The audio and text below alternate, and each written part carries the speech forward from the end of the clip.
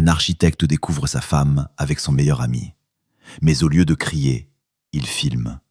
Au lieu de pleurer, il construit un piège. Et ce qu'il fait ensuite va détruire tous ceux qui l'ont trahi. Sa propre meilleure amie orchestrait tout depuis le début. Elle manipule sa femme enceinte pour lui faire croire que l'enfant n'est pas de lui. Elle monte un complot pour voler son entreprise. Mais cet homme a un grand-père qui était espion, et il vient de trouver ses outils dans une cave poussiéreuse. Vous allez découvrir comment un homme invisible devient un chasseur impitoyable. Comment il transforme une fête d'anniversaire en tribunal public. Bienvenue sur Histoire d'infidélité. Dans les commentaires, écrivez-nous de quelle ville vous nous regardez et quel temps il fait chez vous. Cette histoire va vous montrer que la vengeance la plus froide n'est pas celle qui frappe fort, mais celle qui frappe juste. Gabriel se tenait tout en haut de l'escabeau en aluminium, scrutant l'enchevêtrement de fils de cuivre du lustre antique. Sous le plafond, l'air semblait épais et sec. Ça sentait la poussière chauffée et l'ancienne isolation. Ce lustre, un monstre de verre de bohème et de bronze terni, était un caprice de Sophie.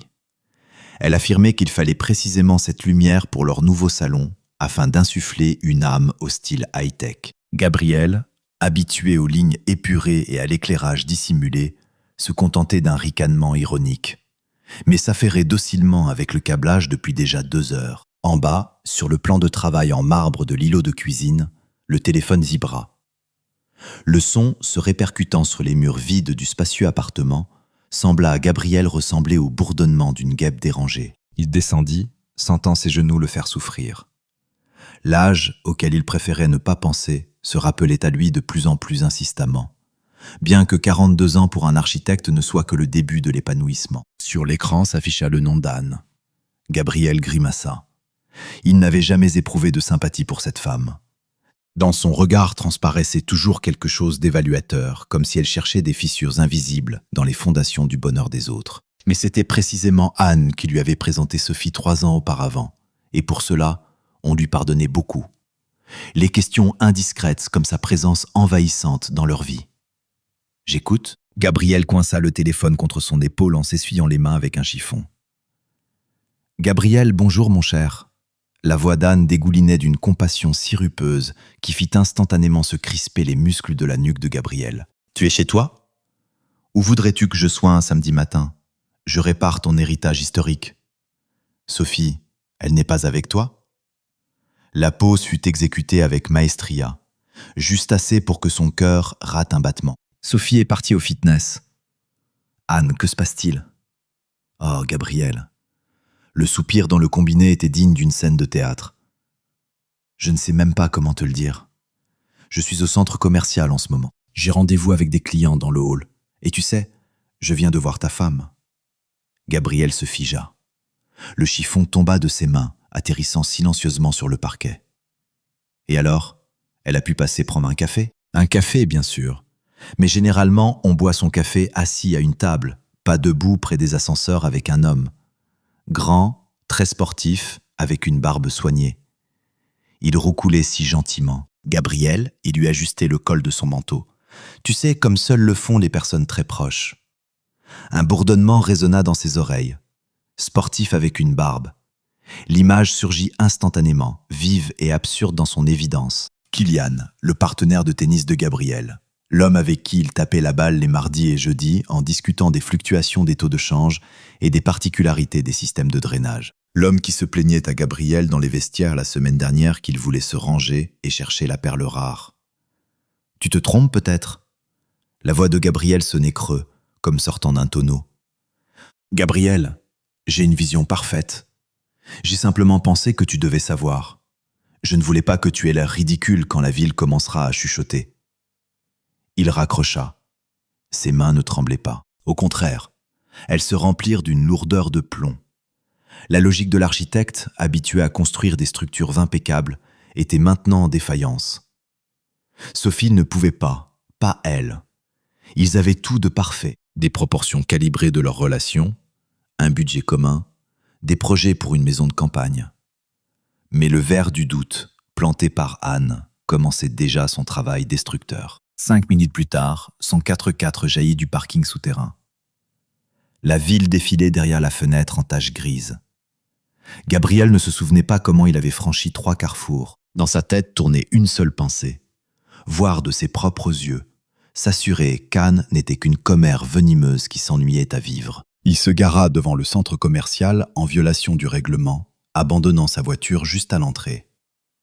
Le portier fit un mouvement vers lui avec un visage réprobateur, mais voyant l'expression dans les yeux de Gabriel, il recula. Dans le hall flottaient des odeurs de parfum cher, de café et d'hypocrisie. Gabriel s'arrêta derrière une colonne, s'efforçant de se fondre dans le décor. Il n'eut pas longtemps à attendre. Le hall des ascenseurs était parfaitement visible. Les portes de l'une des cabines s'ouvrirent doucement. Un couple en sortit. Le monde de Gabriel, construit en béton armé de certitude, se lézarda. C'était Sophie, dans ce même manteau en cachemire beige qu'il lui avait offert pour leur dernier anniversaire. Elle riait, la tête renversée en arrière, disant quelque chose à son compagnon. Et le compagnon était Kylian, ce même Kylian qui mardi encore lui serrait la main et plaisantait sur son travail. Ils ne s'embrassaient pas. Ils marchaient simplement côte à côte. Mais l'air entre eux était électrisé de cette intimité particulière qu'il est impossible de contrefaire. Kylian la tenait par le coude, un geste à la fois possessif et attentionné. Ils se dirigèrent vers la sortie, tellement absorbés l'un par l'autre qu'ils ne remarquèrent pas la silhouette figée près de la colonne. Gabriel sentit la nausée lui monter à la gorge. Il voulut les rattraper, retourner Kylian par l'épaule et frapper, briser ce visage soigné, effacer ce sourire suffisant. Ses jambes semblaient soudées à la moquette luxueuse. Il était architecte, créateur. Il ne se battait pas dans la rue. Il regardait simplement la porte tournante emboutir sa femme et son ami, les recrachant dans une journée ensoleillée où il n'y avait plus de place pour lui, Gabriel. Le trajet du retour se déroula comme dans un brouillard. Gabriel roulait lentement, respectant toutes les règles, comme si une conduite prudente pouvait rétablir l'ordre dans sa vie détruite. Dans sa tête régnait le vide. Une seule phrase pulsait. Pourquoi ? Il monta au 20e étage, ouvrit la porte. L'appartement était silencieux, mais ce silence différait de celui du matin. Il était tendu, vibrant. Sophie était déjà dans la chambre. Gabriel entra, prête à une conversation difficile, prête à exiger des explications. Mais ce qu'il vit le figea sur le seuil. Sur le large lit reposait une valise ouverte. Sa valise. Sophie allait et venait du placard au lit, jetant dans la valise ses chemises, sans les plier comme elle le faisait d'habitude, mais les jetant en boule, avec rage. Sophie. Gabriel s'appuya contre le chambranle, sentant la réalité se transformer définitivement en farce absurde. Elle se retourna brusquement. Son visage était baigné de larmes. Le mascara avait coulé sous ses yeux, transformant cette belle femme en clown tragique. « Te voilà » cracha-t-elle. « Je pensais que tu resterais chez elle jusqu'au matin. » Gabriel cligna des yeux. « Chez qui ? Qu'est-ce que tu racontes ? Ne fais pas l'innocent. » Sophie attrapa une pile de ses chaussettes sur la table de nuit et les lança sur Gabriel. Le projectile mou le frappa à la poitrine et s'éparpilla sur le sol. « On m'a tout raconté. Tout. Comment tu travailles avec cette cliente à toi, avec Valérie ? Comment tu t'attardes sur les chantiers ? » Avec Valérie, Gabriel se mit à rire. C'était un rire sec et aboyant qui lui griffait la gorge. Sophie, Valérie a 55 ans et elle ne s'intéresse qu'aux moulures de style rococo. « Ne me mens pas » hurla Sophie. « Anne m'a ouvert les yeux. Elle t'a vu sortir de chez elle. Tu es un salaud, Gabriel. Je t'ai donné mes plus belles années et toi... » Gabriel regardait sa femme et ne la reconnaissait pas. Ce n'était pas la femme avec qui il prévoyait de vieillir. C'était une étrangère hystérique qui parlait avec les mots d'Anne. Le puzzle s'assembla dans sa tête. Anne. Bien sûr, elle ne lui avait pas seulement téléphoné à lui, elle avait aussi appelé Sophie. Elle avait mené une partie sur 2 échiquiers simultanément. « Sophie, dit-il doucement, et sa voix prit un ton métallique. Je viens de rentrer du centre commercial. Je t'ai vu avec Kylian. » Sophie se figea une seconde. Ses yeux s'écarquillèrent mais se rétrécirent aussitôt en fente d'agression. La meilleure défense, c'est l'attaque. C'est ce que son ami lui avait apparemment aussi appris. « Ah, donc maintenant tu me surveilles en plus, espèce de maniaque. » Kylian m'aidait simplement. Il m'aidait à choisir un cadeau pour toi. « Oui, et toi ?» Tu détournes l'attention. Le mensonge était tellement pitoyable et évident que Gabriel en eut physiquement mal. un cadeau dans un hôtel avec un ami qui veut se ranger. Assez. Il leva la main, stoppant le flot de paroles. Assez, c'est tout. Il s'approcha de la valise, la ferma soigneusement. Les clics des serrures résonnèrent comme des coups de feu. « Tu me chasses vraiment ?» demanda-t-il en la regardant droit dans les yeux. « Va-t'en » cria-t-elle, bien qu'une lueur de peur passa dans ses yeux. « Je ne veux plus te voir, file chez ta Valérie. » Gabrielle acquiesça.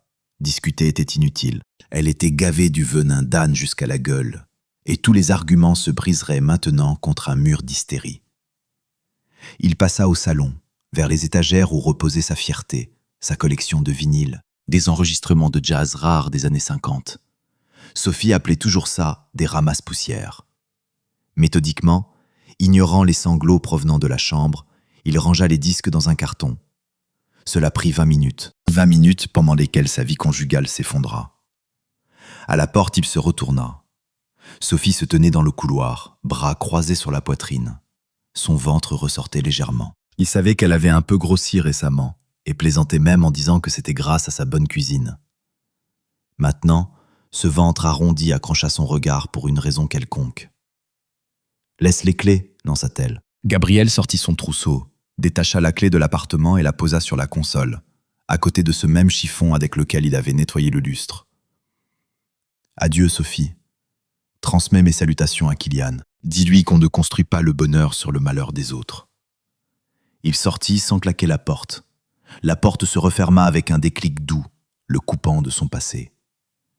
Le trajet jusqu'à la banlieue prit plus de temps que d'habitude. La pluie avait commencé, fine, ennuyeuse, lavant du pare-brise les restes de poussière estivale. Gabrielle roulait sans mettre de musique. Le bruit des roues sur l'asphalte mouillé apaisait. Ils n'avaient nulle part où aller. Envie de rester des amis, mais ils étaient tous communs. Aller chez eux signifiait s'expliquer, se justifier, écouter la fausse compassion de quelqu'un. Il avait besoin d'un terrier, d'un endroit où panser ses plaies. La maison de ses parents, dans le vieux lotissement, était vide depuis la mort de son grand-père.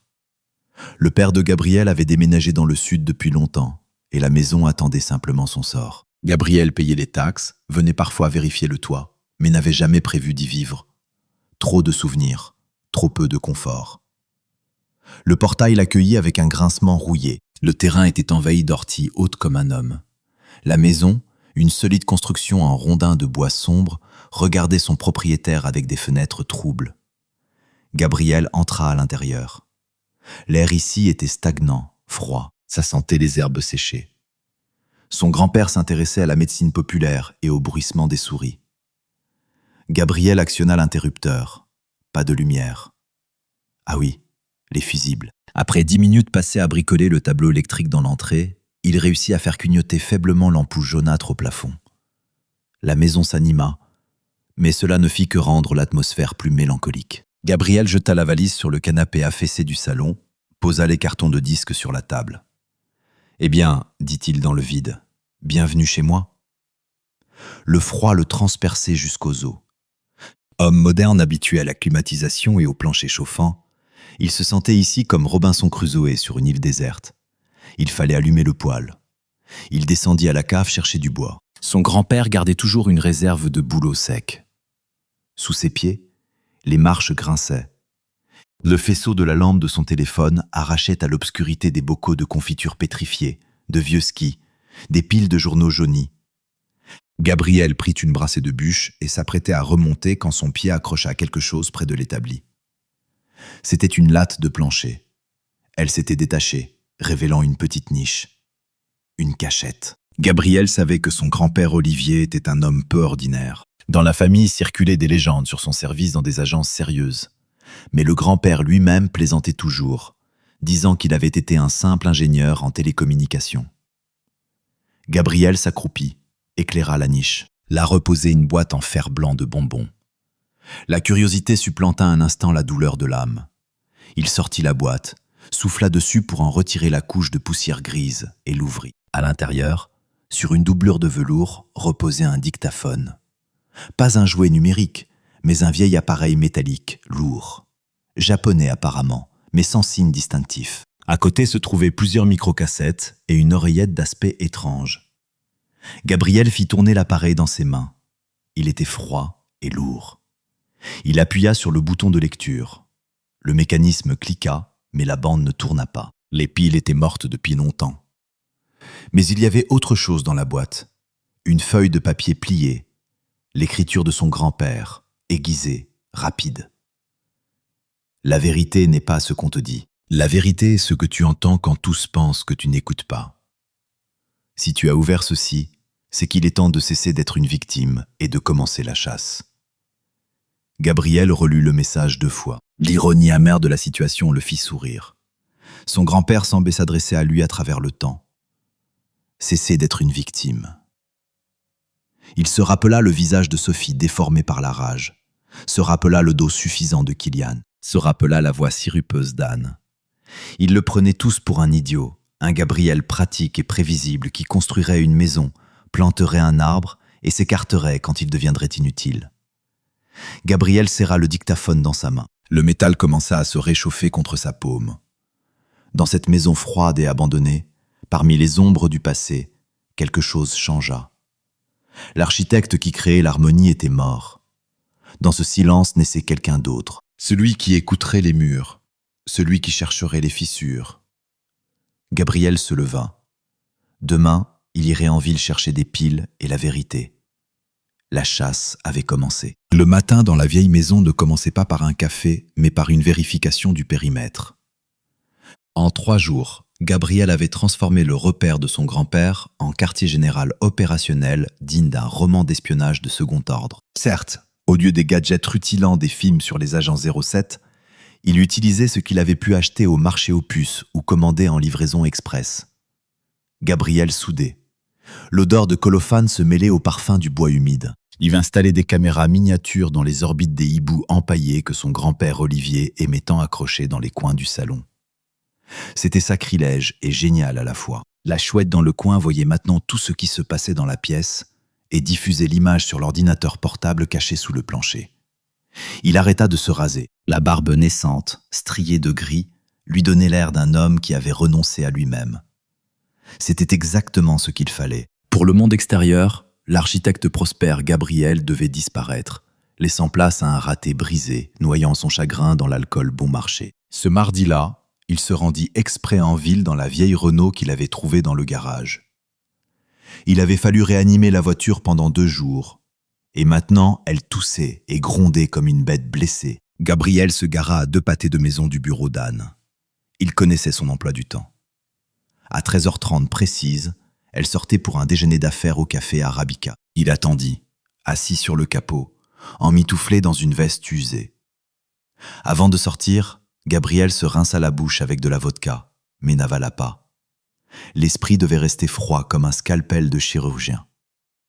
Anne apparut à la minute près. Elle flottait au-dessus du trottoir, claquant des talons, sûre de son charme irrésistible. Gabriel prit une profonde inspiration et lui barra la route. « Anne !»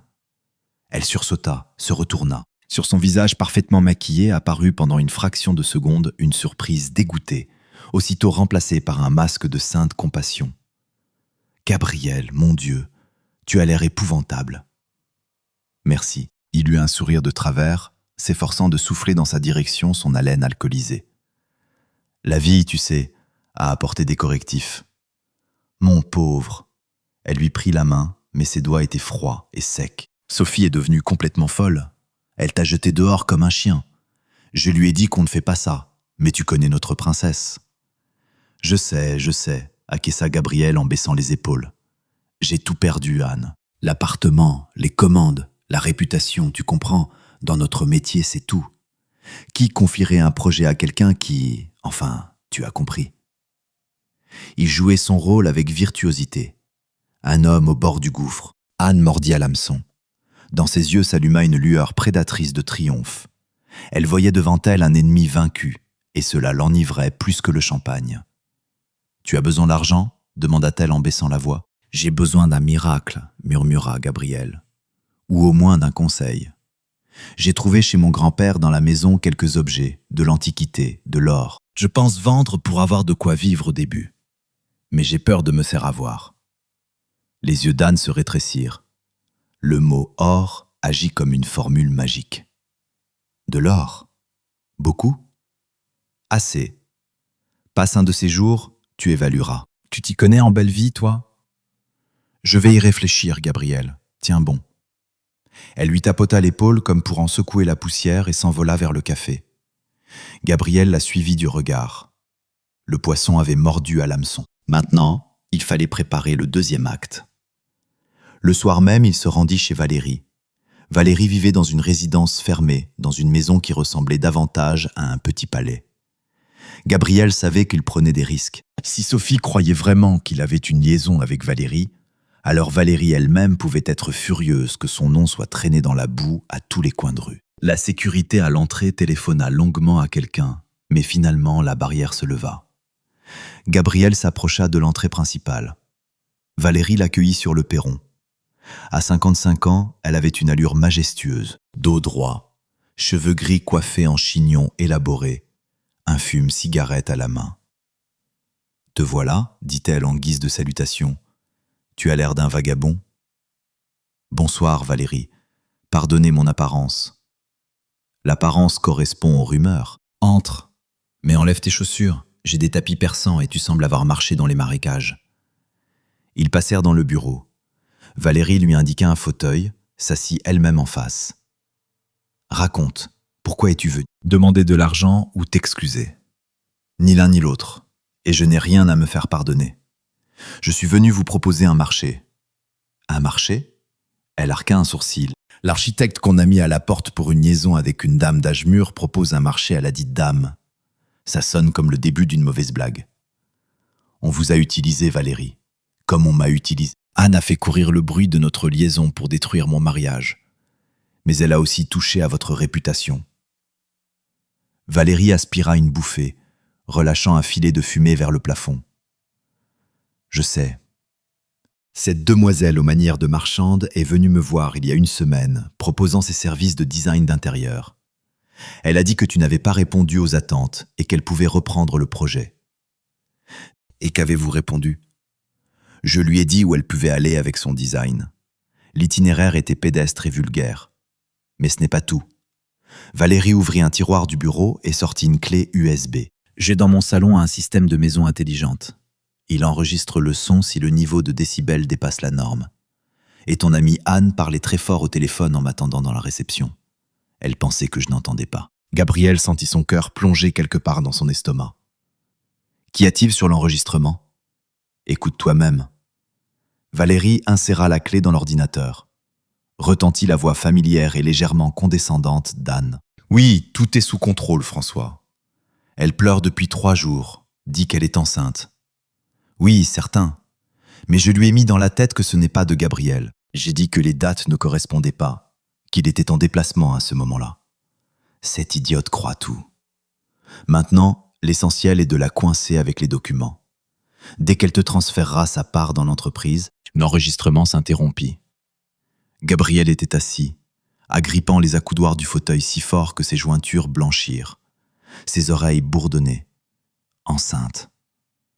Donc, l'enfant, dit-il doucement. Félicitations, papa, prononça sèchement Valérie. Bien que la situation soit franchement pourrie, disons-le. On manipule ta femme et on t'a fait passer pour un monstre. Elle est enceinte de moi, et Anne la convainc que ce n'est pas le cas. Gabriel se leva. Il tremblait, non pas de froid mais de rage. Une rage si dense et brûlante qu'il voulait fracasser les murs. « Assieds-toi » ordonna Valérie. « Tu feras ta crise plus tard. Maintenant, il faut réfléchir. C'est Anne, cette vipère rusée. Si tu vas voir ta femme maintenant, elle appellera la police. Elle ne te croit pas. » « Mais que dois-je faire ?» Gabriel leva les yeux vers elle. Il y avait tant de douleur dedans que Valérie, habituellement dure et cynique, s'adoucit. « Jouez, Gabriel. Tu es architecte. Construis un piège dont elle ne pourra pas s'échapper, et je t'aiderai avec les matériaux. » Les 2 jours suivants, Gabriel vécut dans un état de rage froide. La nouvelle de l'enfant changeait tout. Maintenant, ce n'était pas simplement un combat pour l'honneur, c'était une guerre pour l'avenir. Il appela Anne jeudi soir. Sa voix tremblait, cette fois presque sincèrement sous la tension. « Anne, je n'en peux plus. La solitude me dévore, et ses dettes. Viens, j'ai trouvé encore quelque chose. Le diadème de ma grand-mère. Il semble qu'il y ait de vrais diamants. » Gabriel, il est tard, commença-t-elle. Mais la cupidité dans sa voix vibrait déjà. S'il te plaît, j'ai peur de rester seule ici, et j'ai besoin de parler à quelqu'un de proche. Elle arriva 1 heure plus tard. Sa voiture de sport rouge détonnait devant la clôture penchée comme un vaisseau spatial. Gabriel l'accueillit sur le perron.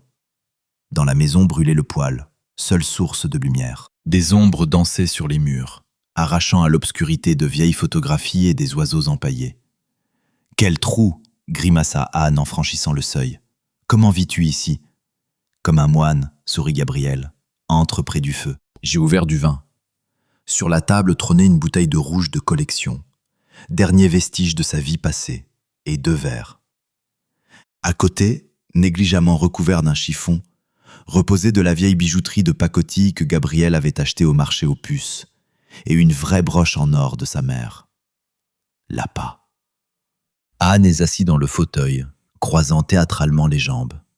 Elle portait une robe noire, trop habillée pour une visite dans un coin perdu de forêt. « Tu parlais d'un diadème », rappela-t-elle en prenant son verre. « Ça viendra. » Gabriel s'assit en face. Maintenant, il était dans le champ de vision de la caméra cachée dans l'œil du hibou. Le dictaphone dans sa poche enregistrait chaque mot. « Dis-moi, Anne, pourquoi es-tu si bonne avec moi ?» Elle rit, buvant une gorgée de vin. « Parce que nous sommes amis, Gabriel. Nous avons toujours été amis, même quand tu as choisi cette petite souris grise, Sophie. » « Sophie, corrigea-t-il automatiquement. Elle doit être toute seule maintenant. Ça doit être dur pour elle. » « Oh, arrête, elle va très bien. Kibian s'occupe d'elle. D'ailleurs, ils vont se marier. » Le coup était calculé avec précision, mais Gabriel ne broncha pas. « Si vite ? Pourquoi traîner ? La vie est courte. Et puis Sophie a besoin de garantie, de stabilité. » Gabriel se leva et s'approcha d'elle. Il se pencha, posant ses mains sur les accoudoirs de son fauteuil. C'était une proximité dangereuse. Il sentait son parfum. Âcre, sucré, étouffant. Anne. Sa voix devint grave, enveloppante. « Et toi, de quoi as-tu besoin ?» Elle leva les yeux vers lui. On y lisait le triomphe. Elle était certaine de l'avoir brisé, qu'il était prêt à ramper à ses pieds. « Moi. » Elle passa un doigt sur son bras. « Moi, j'ai besoin que justice soit faite. Tu étais trop bien pour elle, Gabriel. Je l'ai toujours su. » « Et maintenant ? » Maintenant, elle se pencha en avant. « Maintenant, nous pouvons tout arranger. Tu me donnes ces babioles, je les vends. L'argent te servira pour démarrer, et ensuite, qui sait, peut-être que toi et moi, nous formerons une excellente équipe. » Une équipe ? Gabriel afficha une admiration stupide. « Mais je n'ai rien, même plus l'entreprise. » « L'entreprise, c'est de l'acquis, balaya-t-elle de la main, détendue par le vin et le sentiment de pouvoir. D'ailleurs, Sophie signe les documents demain, transfert des droits de gestion. Elle est complètement effondrée, ne peut plus gérer les affaires. François, enfin les avocats, vont l'aider. François, Gabriel nota. Le nom de l'enregistrement de Valérie. Le puzzle s'assemblait. Demain, répéta-t-il. Vendredi ? Oui, à 15h. À l'étude notariale du boulevard des Jardins. Et voilà, Gabriel, elle est libérée de ses obligations et l'affaire passe en de bonnes mains. Tes mains ? Demanda-t-il doucement. Anne sourit, et ce sourire ressemblait à celui d'un chacal. Disons que je superviserai le processus. Tu sais que j'aime l'ordre. Elle s'étira vers lui, attendant un baiser. Gabriel, surmontant son dégoût, effleura de ses lèvres sa joue. « Tu es un génie, Anne. »« Je sais, ronronna-t-elle. Maintenant, montre-moi le diadème. » Gabriel s'éloigna vers la table. Ses mains tremblaient légèrement, mais cette fois d'anticipation. Il avait tout. L'aveu d'escroquerie, les noms des complices, l'heure et le lieu de la transaction. Et surtout, il savait que Sophie était enceinte de son fils ou de sa fille. Il prit le coffret. « Le voici, dit-il en se retournant. Mais tu sais, Anne, je crois qu'il ne t'ira pas. Il est fait pour une reine, pas pour... » Il s'arrêta net. Il ne fallait pas craquer, pas encore. Pas pour qui, se méfiait-elle. Pas pour une femme d'affaires moderne, trop démodée. Anne renifla en se levant. « Donne-le-moi, je trouverai où le caser. » Elle fourra les bijoux dans son sac sans même vraiment les regarder. La cupidité lui aveuglait les yeux. Je dois y aller, Gabriel. Demain sera une grosse journée. L'accord final, pour ainsi dire. Oui, répondit-il doucement en la raccompagnant à la porte. L'accord final. Tu n'imagines même pas à quel point il sera retentissant. Quand les feux arrière de sa voiture disparurent au tournant, Gabriel retourna dans la maison. Il sortit le dictaphone de sa poche et appuya sur stop. Puis il s'approcha du hibou et retira la carte mémoire. Sur l'écran de l'ordinateur était figé le visage d'Anne, suffisant, prédateur, triomphant. « Demain à 15h, dit Gabriel à son reflet dans la fenêtre noire. Boulevard des Jardins. » Il composa le numéro de Valérie. « Allô, Valérie, c'est Gabriel. Préparez votre plus belle robe. Demain, nous allons au théâtre. » « Quel théâtre encore ?» grommela le combiné.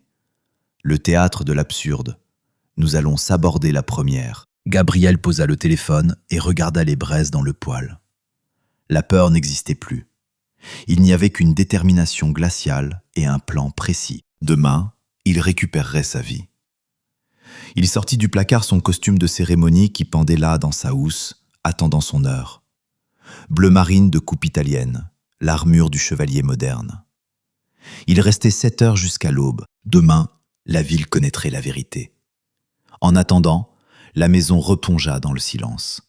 Mais ce n'était plus le silence d'un tombeau, c'était le calme avant la tempête. Gabriel s'allongea sur le canapé, main derrière la tête, et pour la première fois depuis 1 semaine, s'endormit sans rêve. Il devait reprendre des forces avant la bataille principale de sa vie. La salle de réception du centre Plaza resplendissait. Cristal, dorure, lourds rideaux de velours. Tout ici criait le statut et l'argent. Et criait avec cette vulgarité outrancière qu'Anne aimait tant. C'était son jour, son anniversaire, glissant doucement vers le triomphe. Au centre de la salle, à la table principale, trônait la reine du jour dans sa robe. Elle recevait les félicitations, brillant comme une bassine de cuivre astique. À côté d'elle, voûtée, était assise Sophie.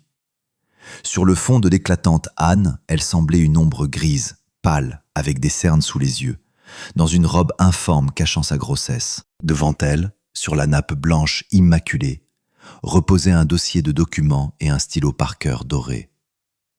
À ses côtés s'agitait François, cet avocat qui était aussi de longue date le complice d'Anne. Il ne cessait de verser de l'eau à Sophie et pointer du doigt les papiers, indiquant où apposer sa signature. « Allez, ma chère, résonnait sa voix doucereuse, c'est une simple formalité. On te décharge de soucis inutiles. Tu n'es pas en état de gérer les actifs en ce moment. » Sophie prit le stylo. Sa main tremblait. Dans le coin éloigné de la salle, près du bar, se tenait Valérie. En robe de soirée noire et perles de famille, elle ressemblait à une impératrice douairière venue assister à l'exécution de rebelles. Elle croisa le regard d'un serveur et hocha imperceptiblement la tête. La lumière dans la salle commença à baisser lentement. Les invités se turent, attendant la surprise promise, le film sur la vie de la fêtée. Les portes s'ouvrirent à la volée, mais au lieu de serveur avec un gâteau, Gabriel entra dans la salle. Il était magnifique. Le costume bleu marine lui allait parfaitement, cachant la fatigue des derniers jours. Il était rasé de près, calme et maître de lui. Ce n'était pas l'alcoolique raté de la cabane forestière, mais l'architecte en chef entrant présentait son projet le plus ambitieux. Il marchait vers la scène sans regarder autour de lui. Le claquement de ses chaussures sur le parquet dans le silence qui s'était installé résonnait comme le battement d'un métronome. Anne se figea, verre à la main. Son sourire glissa, révélant son désarroi. « Gabriel ?» Sa voix vacille. « Que fais-tu ici? Tu n'es pas sur la liste ?» Gabriel monta légèrement sur scène, s'approcha du microphone et écarta doucement le présentateur. « Bonsoir, mesdames et messieurs. » Sa voix, amplifiée par le système, remplit chaque recoin de la salle. « Pardonnez mon intrusion. Je suis ici en tant que vieil ami. Et en tant qu'architecte, je ne pouvais pas manquer la présentation d'une construction aussi grandiose. » Il balaya la salle du geste. « Anne, tu as toujours aimé les belles façades.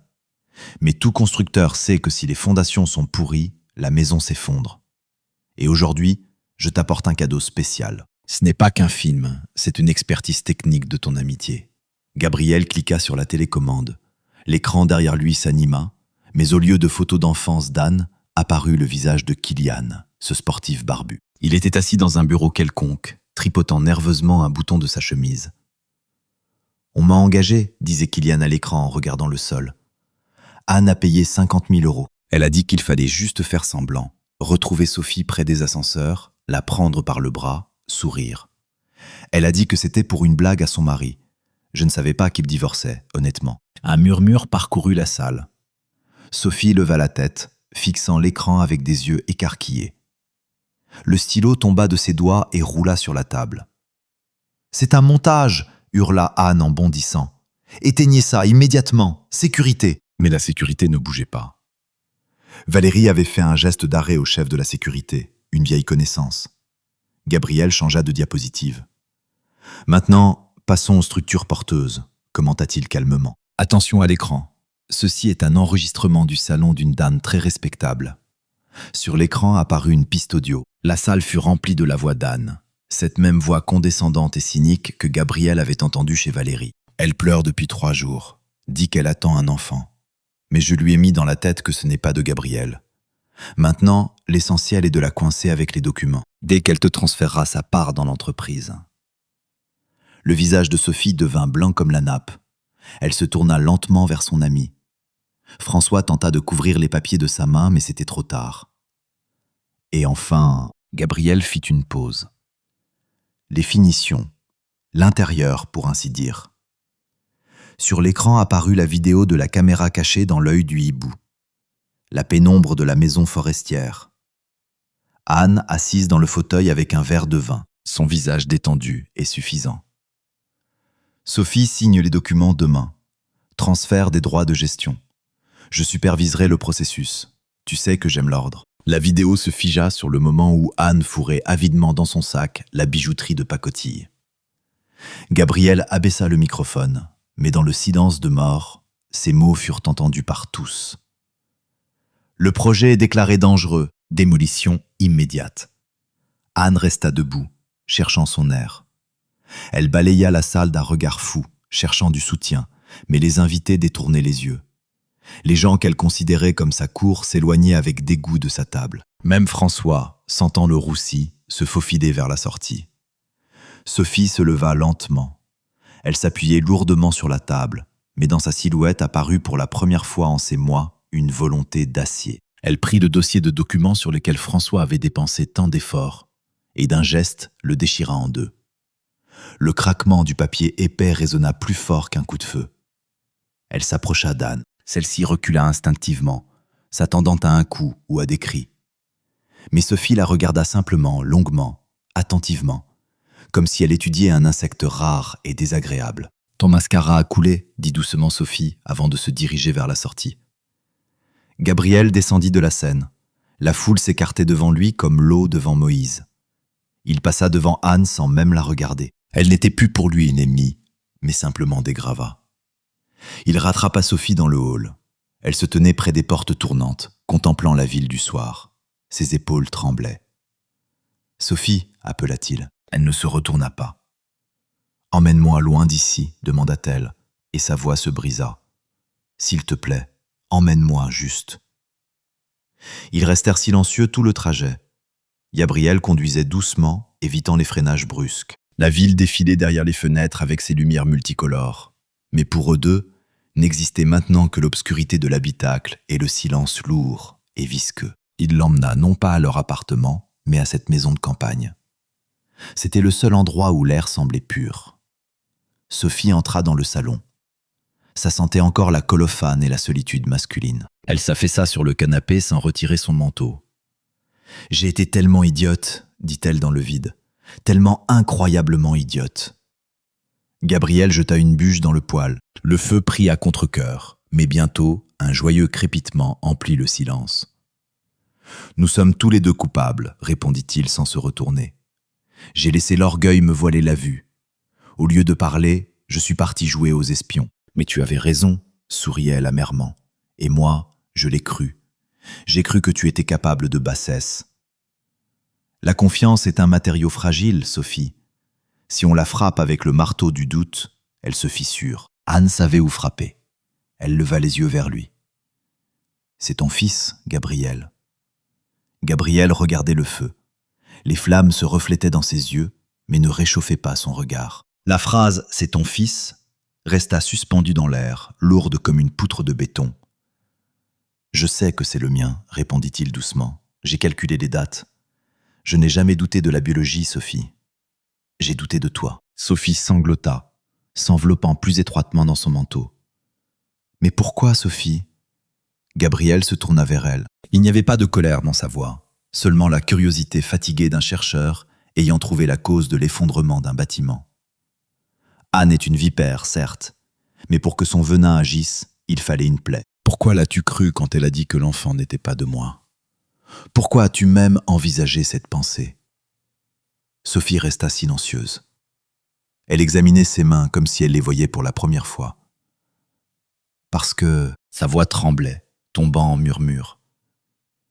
Parce qu'il y a eu ce soir-là, l'enterrement de vie de jeune fille chez Christine. Continue, dit Gabriel calmement. On a bu. Anne ne cessait de remplir les verres, et puis ses danseurs sont arrivés. Stripteaseur, précisa Gabriel. C'était une affirmation, pas une question. Oui, je ne me souviens presque de rien, Gabriel, juste des flashs. Une salle privée, l'odeur d'eau de Cologne bon marché, des mains d'hommes. Je me suis réveillé le matin dans un hôtel, seul. J'avais honte, j'étais dégoûté. Je me suis convaincu que rien ne s'était passé, que je m'étais juste évanoui. Mais quand Anne a parlé de la grossesse et du décalage des dates, la peur est revenue. J'ai pensé, et si c'était ce type? Je me suis embrouillé, Gabriel. J'ai eu peur. Gabriel hocha la tête. Le puzzle était complètement assemblé. Anne était une stratège géniale. Elle ne mentait pas simplement.